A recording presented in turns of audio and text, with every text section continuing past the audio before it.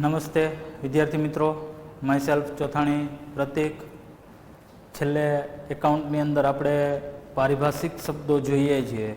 એમની અંદર માલ, ખરીદી, વેચાણ, આખર સ્ટોક એવા શબ્દો જોયા. આગળના શબ્દો વિશે વાત કરીએ તો 17મો શબ્દ દેવાદાર.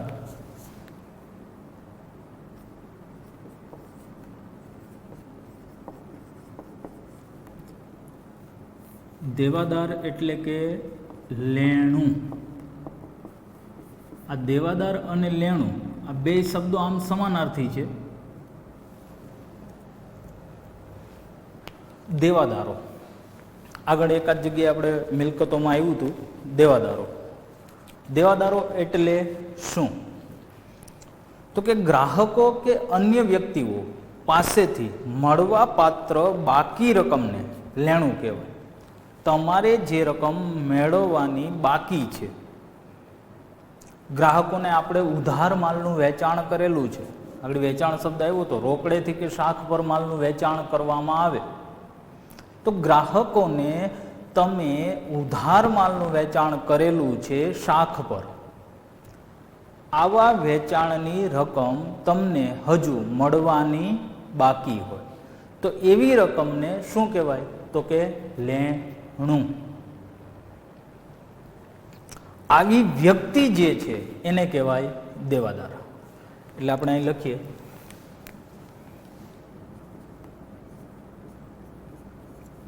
ગ્રાહકો કે અન્ય વ્યક્તિઓ પાસેથી મળવા બાકી રકમને લેણું કહે છે. આવી વ્યક્તિઓ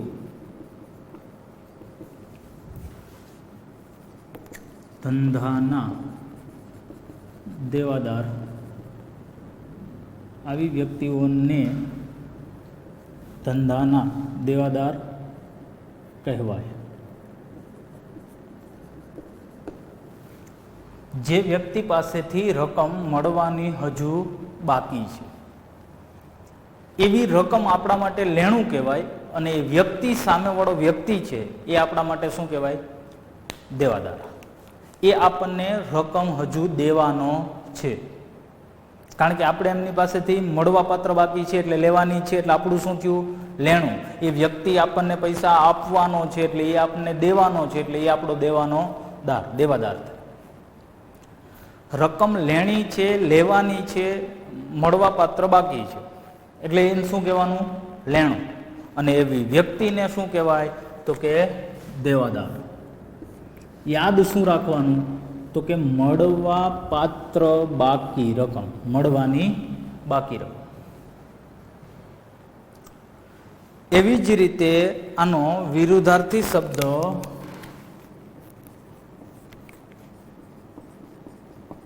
લેણદાર એટલે કે દેવું.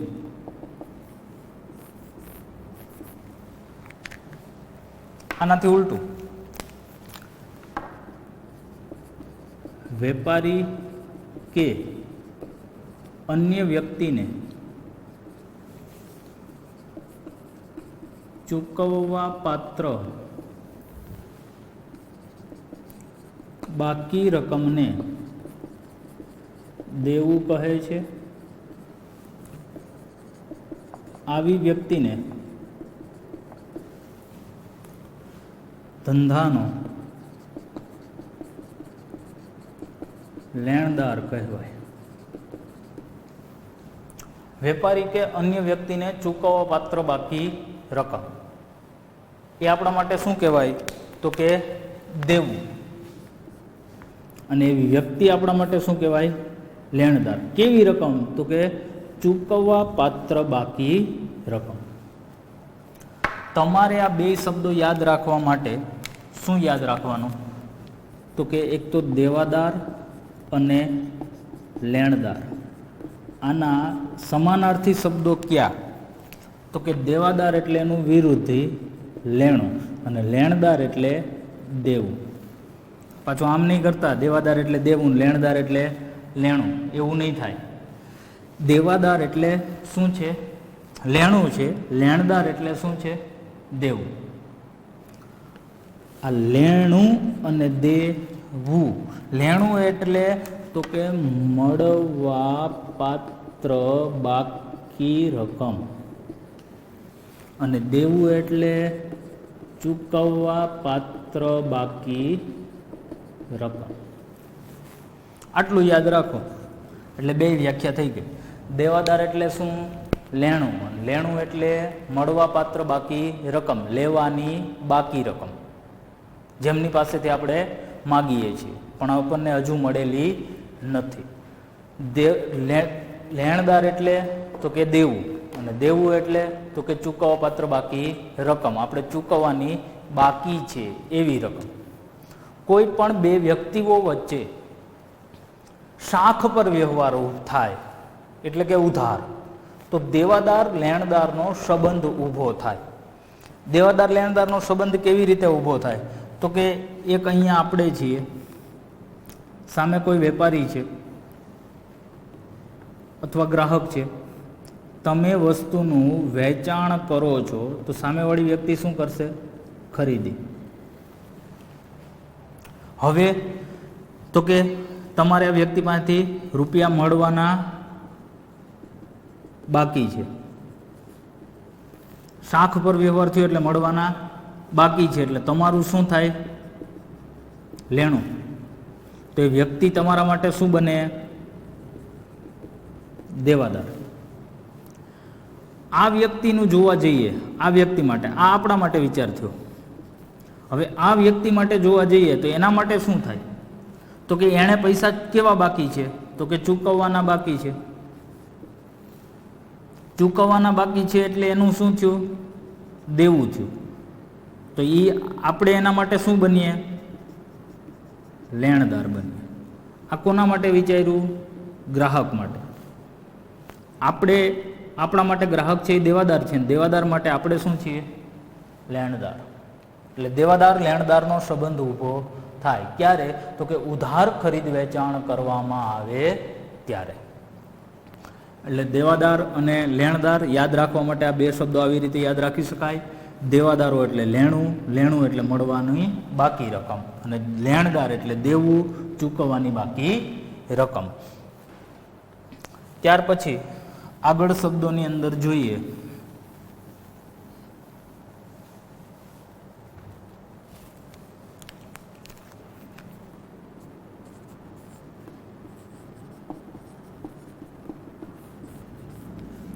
આવક. સામાન્ય રીતે આપણે કોઈ પણ પૈસા આવે એટલે આપણે એવું કહીએ કે આવક છે. ધંધાની અંદર આવક કોને કહેવાય? તો કે ધંધા દ્વારા કરવામાં આવેલ વ્યવહારના પરિણામે નાણાં મળે તો તેને આવક કહેવાય. તમે ધંધાની અંદર કોઈ પણ વ્યવહાર કરો છો અને એ વ્યવહારના પરિણામે તમને જો નાણાં મળે તો એ આપણા માટે શું કહેવાય? આવક. એટલે અહીં વ્યાખ્યા લખીએ. ધંધા દ્વારા કરવામાં આવેલ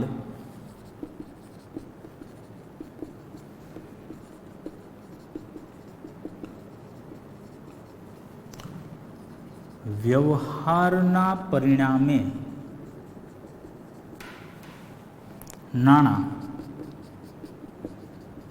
મળે તો તેને આવક કહે છે. કોઈ પણ વ્યવહાર કરવામાં આવે અને વ્યવહારના પરિણામે જો આપણને પૈસા મળે, નાણાં મળે તો એને શું કહેવાય? આવક. હા, આમની અંદર વેચાણનો સમાવેશ થાય નહીં. તમે વેચાણ કરો છો, બદલામાં તમને જે નાણાં મળે છે આવક નથી, એ વેચાણ છે, કારણ કે સામે તમે માલ આપો છો. આમાં એવા વ્યવહારો જોવાના છે કે જેમની અંદરથી તમને નાણાં મળતા હોય પણ માલનું વેચાણ થયેલું હોય નહીં. માલના વેચાણ સિવાયના વ્યવહારો. માલ વેચવામાં આવે તો એક વેચાણ થાય, પણ એના સિવાયના વ્યવહારો. તો આવકના બે પ્રકાર છે.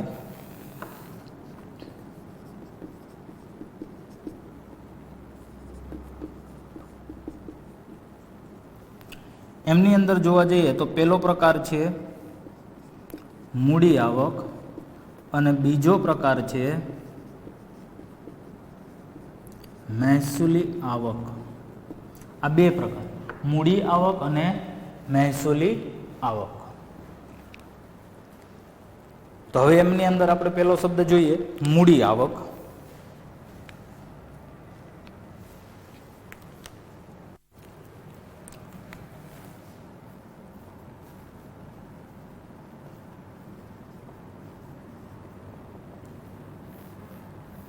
મૂડી આવક. મૂડી આવક એટલે શું? તો કે મિલકતના વેચાણમાંથી પ્રાપ્ત થતી આવકને મૂડી આવક કહેવાય, કે જેનો લાભ છે આપણને લાંબા સમય સુધી મળવા પાત્ર હોય. મિલકતના વેચાણમાંથી પ્રાપ્ત થતી આવકને મૂડી આવક કહે છે, જેનો લાભ લાંબા સમય સુધી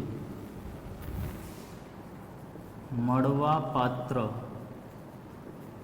હોય છે. એવી આવકો કે જેનો લાભ આપણને લાંબા સમય સુધી મળતો હોય. લાંબા સમય સુધી મળતો હોય એટલે તો કે 1 વર્ષથી વધારે સમય માટે લાભ મળતો હોય. 1 વર્ષથી વધારે સમય માટે આપણને લાભ મળતો હોય. અને મિલકત વેચાણથી પ્રાપ્ત થતી આવકો. મિલકત વેચાણથી પ્રાપ્ત થતી આવકો, તો દાખલા તરીકે અહીં આપણે એવું લખી શકીએ, જમીનનું વેચાણ, કોઈ પણ મિલકતનું વેચાણ, પ્લાન્ટ, યંત્રો, ફર્નિચર, વાહનોનું વેચાણ કરવામાં આવે તો એનો લાભ આપણને લાંબા સમય સુધી મળે. કારણ કે રકમ છે થોડીક વધારે મળેલી હોય. આમ તો ખર્ચ કરીએ તો તરત જ પતી જાય, પણ સામે જો કોઈ મિલકત ખરીદવામાં આવે તો પાછો લાભ લાંબા સમય સુધી મળતો હોય. એક જ વખત મળવાપાત્ર હોય. મૂડી આવક છે એ વારંવાર મળવાપાત્ર હોતી નથી. એક જ વખત મળવાપાત્ર હોય અને એનો લાભ લાંબા સમય સુધી મળે એમ હોય, એવી આવકોને શું કહેવાય? મૂડી આવકો. આની અંદર હજી એવું કહી શકાય, શેર કે ડિબેન્ચર.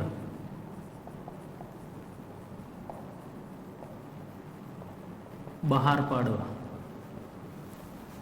શેર કે ડિબેન્ચર બહાર પાડવામાં આવે તો એ પણ એક મૂડી આવક છે. જો કંપનીઓ ઘણી બધી છે, બધી કંપનીમાં પોતાના જ પૈસા રોકાયેલા હોય એવું જરૂરી નથી. તમને એમ પૂછવામાં આવે કે રિલાયન્સ કોની છે, તો તમારો જવાબ હોય અંબાણી પરિવારની, મુકેશ અંબાણી. હકીકતમાં એની નથી. હા, એનો હિસ્સો છે એમાં વધારે છે, પણ આ છે ને જોઈન્ટ સ્ટોક કંપની છે. જોઈન્ટ સ્ટોક કંપની એટલે તો કે શેર ધરાવતી કંપની. શેર ધરાવતી કંપની હોય એમની અંદર ઘણા બધા શેર હોલ્ડરો હોય.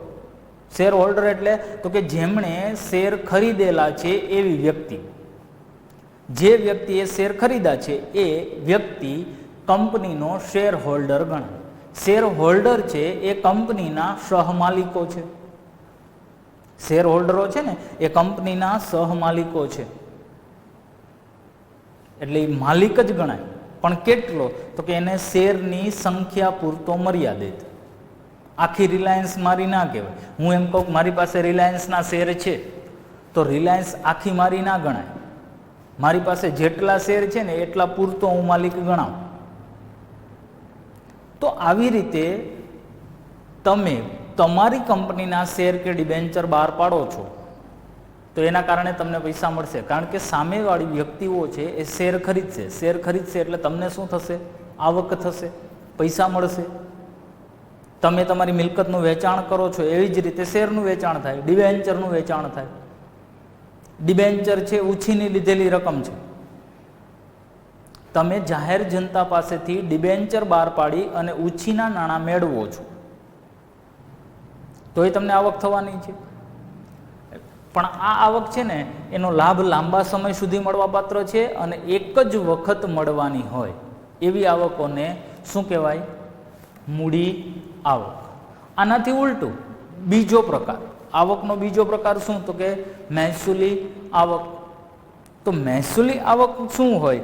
તો કે જે આવકનો લાભ ટૂંકા સમય માટે મળવાપાત્ર હોય અને વારંવાર મળતી આવકને મહેસૂલી આવક કહેવાય.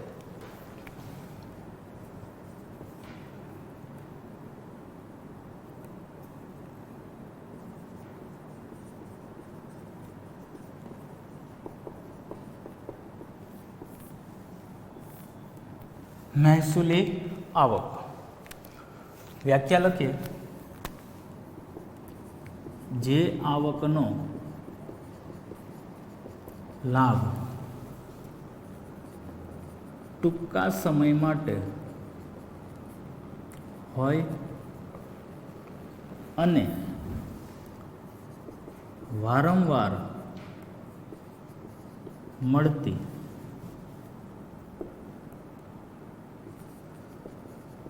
આવકને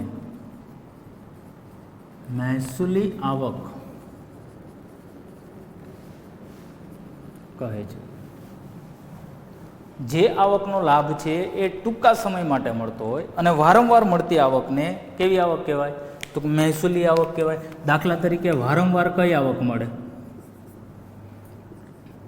તો કે મળેલ ભાડું, દલાલી, કમિશન, વ્યાજ, આ બધી આવકો કેવી છે? તો કે વારંવાર મળે. હવે આ બંને વચ્ચે આપણે જોઈએ મૂડી આવક અને મહેસૂલી આવક. સામાન્ય રીતે તમારી પાસે કોઈ એક મકાન છે. હવે આમાંથી બે પ્રકારે આવક મેળવી શકાય. જો તમે મકાન વેચી નાખો, મકાનનું શું કરો? વેચાણ કરો, તો વેચાણના પરિણામે તમને પૈસા મળશે, પણ એને વેચાણ કરો ને એટલે જે રૂપિયા આવે ને એને શું કહેવાય? મૂડી આવક. આ કેટલી વખત મળશે? એક વખત. તમે મકાન વેચી નાખ્યું એટલે મકાન વયું ગયું, હવે એમાંથી તમને કાંઈ લાભ મળવાપાત્ર છે નહીં. સામે તો કે હું તમને એમ કહું આ મકાનને તમે ભાડે આપો તો એમાંથી જે આવક મળશે ને એને કહેવાય મહેસૂલી આવક. અને આ આવક છે ને કેવી રીતે મળશે? વારંવાર. દર મહિને ભાડું મળવાપાત્ર છે. હા, રકમ ઓછી હોય, નાની રકમ મળે, પણ તમને વારંવાર મળવાપાત્ર છે. એટલે આનો લાભ છે ને એ ટૂંકા સમય માટે ગણાય. શા માટે? તો કે ભાડું છે ને એ દર મહિને મળે.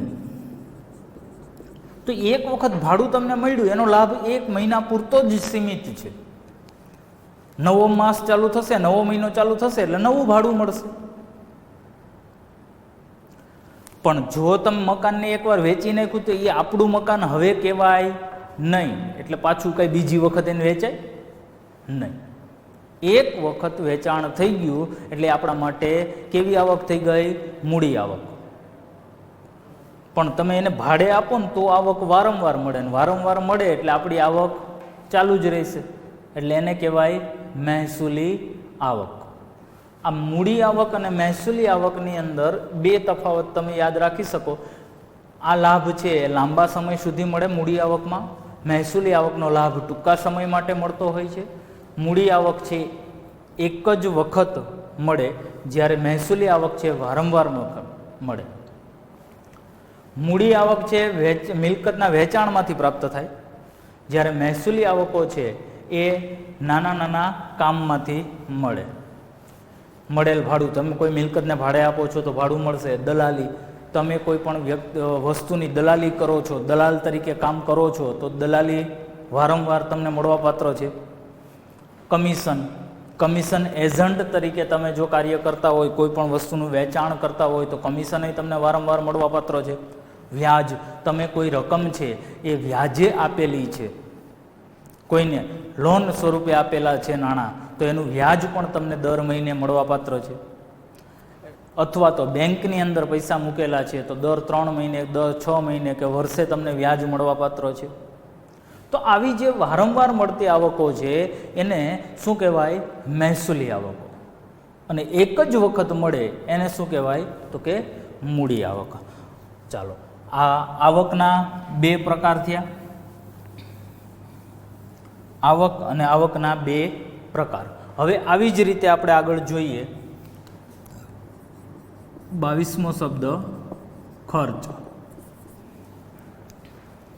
આવક મળે એટલે કે નાણાં મળે છે એને આપણે શું કહીએ છીએ? આવક. તો એવી જ રીતે ખર્ચ. ખર્ચ એટલે તો કે નાણાં ચૂકવવામાં આવે. નાણાં ચૂકવવામાં આવે તો એને શું કહેવાય? તો કે ખર્ચ. પણ ધંધો ચલાવવા માટે રોજબરોજ જે કાંઈ રકમો ચૂકવવી પડે એ આપણા માટે શું બને? ખર્ચ. આગળ થોડી વાર પહેલાં આપણે આગળના લેક્ચર્સની અંદર વાત કરી હતી કે ભાઈ તમે ખરીદી કરો છો, બજારની અંદર શોપિંગ કરવા માટે જાઓ છો તો આપણે એને ખરીદી કહીએ છીએ. ધંધા માટે એ ખરીદી નથી, એને ખર્ચ કહેવાય. આપણે બજારની અંદર જઈએ છીએ, જે જીવન જરૂરિયાત વસ્તુઓ ખરીદીએ છીએ એ આપણા માટે ખર્ચ છે. તમે કોઈ મિલકત ખરીદો છો અથવા તો કોઈ એવી ચીજ વસ્તુઓ ખરીદો છો કે જેનો આપણે ઉપયોગ કરવાનો છે. તમે જો વેચાણના સંદર્ભમાં વસ્તુની ખરીદી કરો તો એને કહેવાય માલ. એટલે માલની ખરીદી થાય તો એ ખરીદી ગણાય નામામાં, નહીંતર એને શું ગણવું પડે? ખર્ચ. આપણે ધંધાની વાત કરીએ છીએ એટલે ધંધો ચલાવવા માટે જે રોજબરોજ ચૂકવવી પડતી રકમો છે એને કહેવાય ખર્ચ. ધંધો ચલાવવા માટે રોજબરોજ ચૂકવવી પડતી રકમ એટલે ખર્ચ. ધંધો ચલાવવા માટે તમે જે રૂપિયા ચૂકવો છો એને શું કહેવાય? ખર્ચ. ખર્ચના બે પ્રકાર છે.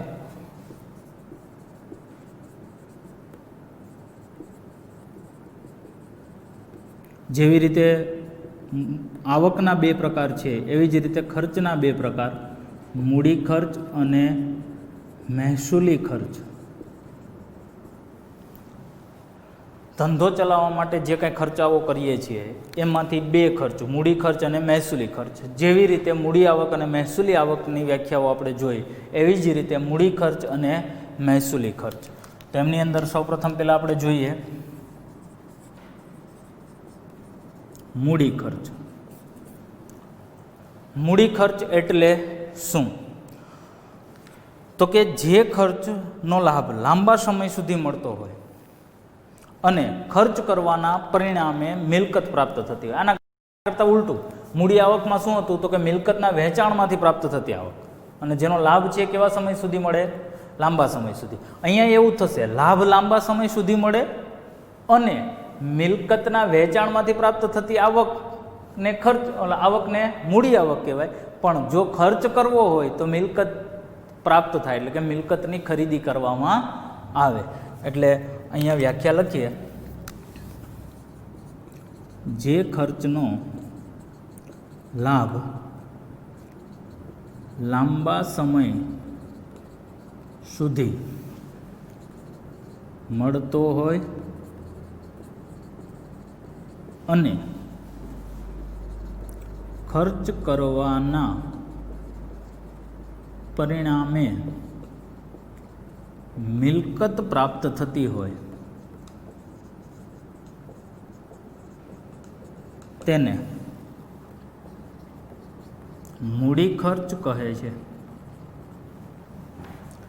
ખર્ચ નો લાભ કેવા સમય સુધી મળે? તો કે લાંબા સમય સુધી, અને મિલકત પ્રાપ્ત થાય તો એવા ખર્ચને મૂડી ખર્ચ કહેવાય. તમે એક વખત ખર્ચ કરી નાખો ત્યાર પછી વારંવાર ખર્ચ કરવાની જરૂરિયાત રહેતી નથી.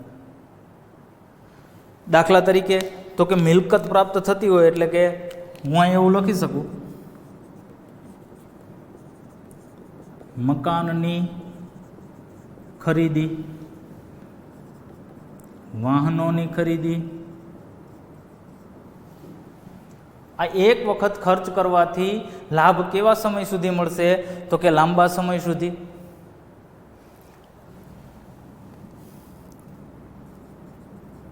દસ્તાવેજ ખર્ચ, ગોઠવણી ખર્ચ,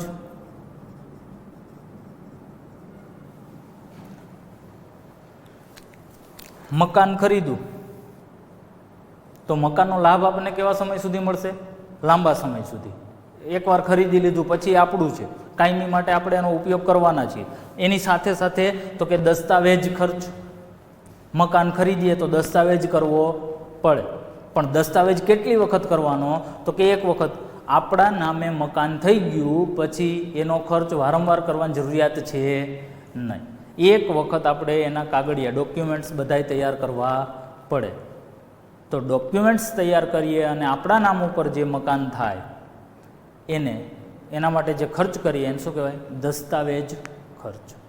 તો આ કેટલી વખત કરવાનો? એક વખત. એવું તો નથી કે ભાઈ હાલો મકાન ખરીદ્યું તો દર 3 મહિને નોંધણી કરાવવા જવાની, આ મારું મકાન છે, આ મારું મકાન છે, એનો દર 3 મહિને ખર્ચ કરવાનો, એવું થશે નહીં. એક વખત તમે ખરીદી લીધું પછી એ તમારું જ છે. ગોઠવણી ખર્ચ. તમે કોઈ પ્લાન્ટ, યંત્રો, મશીનરી ખરીદો છો તો એનો ગોઠવણી ખર્ચ છે એ તમારે કેટલી વખત કરવો પડશે? તો કે એક વખત. વારંવાર ખર્ચ કરવાની જરૂરિયાત હોય નહીં. હું તમને એમ કહું કે તમે ધારો કે ઘર માટે એસી ખરીદ્યું કે દુકાન માટે, ઓફિસ માટે એસી ખરીદ્યું, તો એસી ખરીદ્યા પછી ગોઠવણી કરવા માટેનો ચાર્જ કેટલી વખત ચૂકવવાનો? એક વખત. દુકાનવાળો આવે, એસી ફિટ કરતો હોય, એસી ફિટ કરી જાય, એના માટે જે કાંઈ ચાપડા, નટ બોલ્ટની જરૂરિયાત પડે એ બધું એક વખત લેવાનું. એક વખત એસી ફિટ થઈ ગયું પછી એનો લાભ આપણને કાયમી માટે મળવાપાત્ર છે. ક્યાં સુધી? તો કે જ્યાં સુધી એ ખરાબ ન થાય ત્યાં સુધી. દરરોજ તો એવું નથી કરવાનું કે આજે એસીનો ટાઈમ પૂરો થઈ ગયો, હવે આપણે જરૂરિયાત નથી, ચાલો સંકેલીને મૂકી દો. કાલ તો કે પાછી જરૂરિયાત પડે પાછું ફિટ કરો. શક્ય છે નહીં, આવું શક્ય છે નહીં. સામાન્ય એક વાત કરીએ કે સીલિંગ ફેન ખરીદો.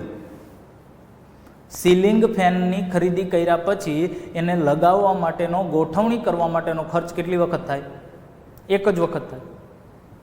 પછી તો એ પંખો ચાલવાનો જ છે, સ્વિચ ચાલુ કરીએ એટલે. તો એ આપણા માટે એક જ વખત ખર્ચ થશે. ખરીદીનો ખર્ચ એક વખત થશે અને એનો ગોઠવણી ખર્ચ છે એ પણ કેટલી વખત થશે? એક જ વખત થશે. તો આવા જે ખર્ચાઓ કરવામાં આવે એને કહેવાય મૂડી ખર્ચ, કે જેનો લાભ છે એ આપણને લાંબા સમય સુધી મળે, વારંવાર ખર્ચ કરવાની જરૂરિયાત રહેતી નથી. મિલકત પ્રાપ્ત થાય. તમે ખરીદી જ એવી વસ્તુની કરો છો, મકાન, વાહનો, પ્લાન્ટ, યંત્રો, મશીનરી, ફર્નિચર, આવી જો કોઈ ખરીદી કરવામાં આવે તો એ આપણા માટે ખર્ચ છે. હકીકતમાં આપણે એવું ખર્ચ નામાની પરિભાષામાં કહીએ. હકીકતમાં કાંઈ વાહન ખરીદીએ ખર્ચ થયો, પૈસા વપરાઈ ગયા, પતી જાય, પણ એની સામે આપણને મિલકત મળે છે, જેનો લાભ છે આપણને લાંબા સમય સુધી મળવાપાત્ર છે. હા, વાહન ખરીદ્યા પછી એની અંદર જે પેટ્રોલ દર વખતે નાખવું પડે. તમે બાઇક ખરીદો છો તો બાઇક ખરીદ્યા પછી એક વખત પેટ્રોલની ટેન્ક ફૂલ કરાવી લઈએ પછી વારંવાર ચાલ્યા જ કરશે? નહીં, એ ખલાસ થઈ જશે. ખલાસ થઈ જશે એટલે પાછું પુરાવાનું, તો એ તો વારંવાર પુરાવવું પડશે. તો એ પેટ્રોલ માટેનો ખર્ચ છે ને, એ ખર્ચ કેવો ગણાય? મહેસૂલી ખર્ચ ગણાય. કારણ કે એક વારંવાર તમારે રિપીટ કરવાનું છે. એસી ખરીદું, ફિટ કરવાનો ખર્ચ, ખરીદવાનો ખર્ચ એક વખત, ફિટિંગ કરવાનો ખર્ચ એ કેટલી વખત? એક વખત. પણ એનું જે લાઇટ બિલ આવશે એ દર 2 મહિને આવશે જ. તો એ વારંવાર ખર્ચ થાય છે એટલે એના કેવો ખર્ચ કહેવાય? મહેસૂલી ખર્ચ. મહેસૂલી ખર્ચની વ્યાખ્યા આપણે જોઈએ.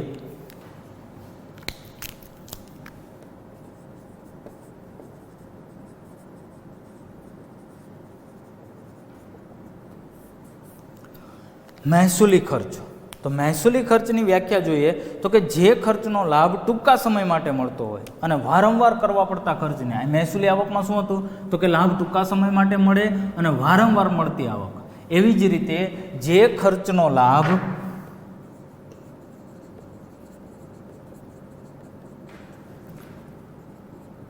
ટૂંકા સમય માટે મળતો હોય અને વારંવાર કરવા પડતા ખર્ચને મહેસૂલી ખર્ચ કહે છે.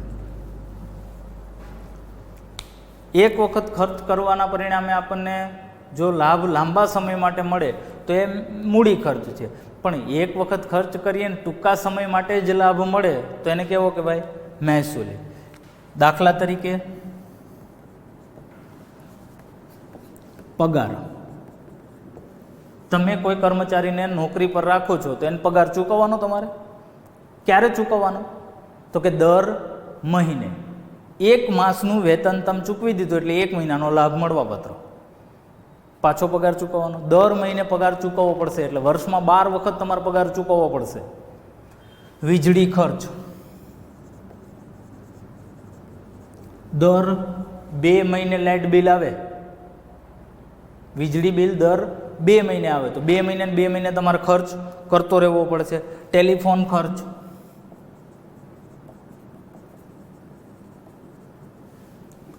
લવાજમ. વર્તમાનપત્રોનું લવાજમ. ટેલિફોનમાં રિચાર્જ વારંવાર કરાવવાનું. ટેલિફોન ઘરે ઓલો સાદો ટેલિફોનના ડબલા આવતા એ હોય તો દર મહિને બિલ આવે. પોસ્ટપેડ કનેક્શન મોબાઈલનું હોય તો દર મહિને બિલ આવે. નહીંતર રિચાર્જ વારંવાર કરાવવાનું. લવાજમ. વર્તમાનપત્રો, સમાચાર પત્રનું લવાજમ દર વર્ષે વર્ષનું ભેગું લવાજમ ભરવામાં આવે તો દર વર્ષે તમારે લવાજમ ચૂકવવું પડે. સ્ટેશનરી. આ ખર્ચે તમારે વારંવાર કરવો પડે. ધંધો ચલાવતા હોય તો બોલ પેન, ફાઇલો, ચોપડાઓ વારંવાર ખરીદવાનું થાય. મજૂરી. આવા ઘણા બધા ખર્ચાઓ છે. વીમા પ્રીમિયમ છે, રેલવેનું છે, વ્યાજ ચૂકવતા હોય તો ચૂકવેલ વ્યાજ છે, ચૂકવેલ દલાલી, ચૂકવેલ ભાડું, ચૂકવેલ કમિશન. આ બધા ખર્ચ એવા છે કે જે વારંવાર કરવા પડે, જેનો લાભ છે એ તમને ટૂંકા સમય માટે મળવાપાત્ર હોય. તો આવા જે કાંઈ ખર્ચાઓ છે એને શું કહેવાય? તો કે મહેસૂલી ખર્ચ. તો આપણે આ લેક્ચર્સની અંદર ટોટલ 8 શબ્દો જોયા, જેમની અંદર દેવાદાર અને લેણદારો. યાદ રાખવા માટે દેવાદાર એટલે લેણું, લેણું એટલે મળવાની બાકી રકમ, લેણદાર એટલે દેવું અને ચૂકવવાની બાકી રકમ. ત્યાર પછી તો કે આવક 3, આવક અને આવકના 2 પ્રકાર, મૂડી આવક અને મહેસૂલી આવક. ધંધો કરવો, ધંધા દ્વારા જે વ્યવહાર કરવામાં આવે એના પરિણામે જે રકમ મળે એને આવક કહેવાય. એના 2 ભાગ, મૂડી આવક અને મહેસૂલી આવક. મૂડી આવક એટલે શું? તો કે મિલકતના વેચાણમાંથી પ્રાપ્ત થતી આવક. લાભ છે આપને લાંબા સમય સુધી મળે. મહેસૂલી આવક તો કે જેનો લાભ ટૂંકા સમય માટે મળે અને વારંવાર મળતી આવકો. ત્યાર પછી ખર્ચ, અને ખર્ચના 2 પ્રકાર. ખર્ચ એટલે તો કે ધંધો ચલાવવા માટે રોજબરોજ ચૂકવવી પડતી રકમો એટલે ખર્ચ. ખર્ચના 2 પ્રકાર, મૂડી ખર્ચ અને મહેસૂલી ખર્ચ. મૂડી ખર્ચ એટલે તો કે જેનો લાભ છે એ તમને લાંબા સમય સુધી મળતો હોય અને ખર્ચ કરવાના પરિણામે મિલકત પ્રાપ્ત થાય એને કહેવાય મૂડી ખર્ચ. અને મહેસૂલી ખર્ચ જે ખર્ચનો લાભ ટૂંકા સમય માટે મળતો હોય અને વારંવાર કરવા પડતા ખર્ચને મહેસૂલી ખર્ચ કહે છે. એટલે આપણે આ જે 8 શબ્દો જોયા એને વ્યવસ્થિત બુકમાં લખી લેવા અને આ શબ્દોને તૈયાર કરવા. Thank you.